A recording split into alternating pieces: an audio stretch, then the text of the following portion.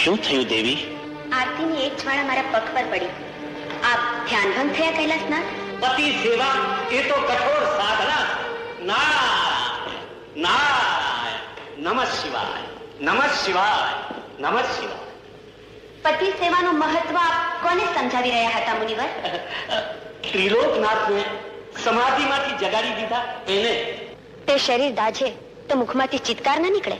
સ્ત્રી એ તો સહનશીલતાની મૂર્તિ. મન પતિ સેવામાં મગ્ન હોય તો મુખનું મૌન કદી ન તૂટે. એનો અર્થ એ જ કે મારી પતિ ભક્તિ કાચી છે. શાંત થાવ દેવી.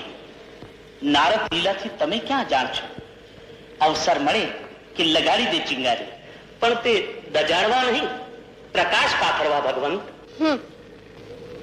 તો આ દેવલોકમાં એક તો બતાવો એવી સહનશીલતાની મૂર્તિ. દેવલોકમાં?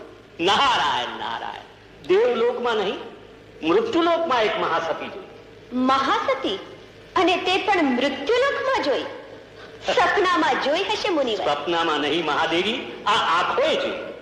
આહા, શું એની પતિ ભક્તિ, શું એની પતિ સેવા.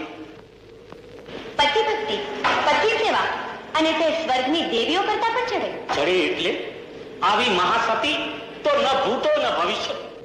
મુનિવર, કોણ છે મહાસતી? મહાસતી અનસુયા. અનસુયા? નથી માનતા તો નજરો નજર જોઈને ખાતરી કરી લો. તો વાર શાની? ચાલો. ત્રિલોકનાથ, આપ અમારી સાથે નહીં પધારો? અવશ્ય. આવી મહાસતીઓના દર્શન તો દુર્લભ કહેવાય. નારાયણ નારાયણ.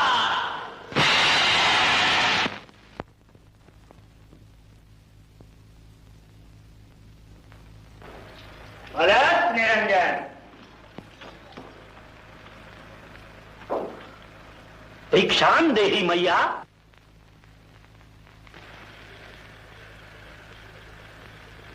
ક્ષમા કર યોગીરાજ, હમણાં મારા પતિ નિદ્રામાં છે. તેઓ જાગે ત્યાં સુધી આપે રાહ જોવી પડશે.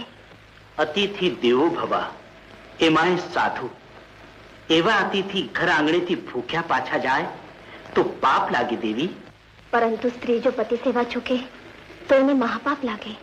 કોઈ વાર અતિથિના રૂપમાં ભગવાન પણ આવે છે. તું શું ભગવાનને ભૂખ્યા પાછા વાળીશ? મારા ભગવાન તો હંમેશા મારી સાથે જ રહે છે. તો અમે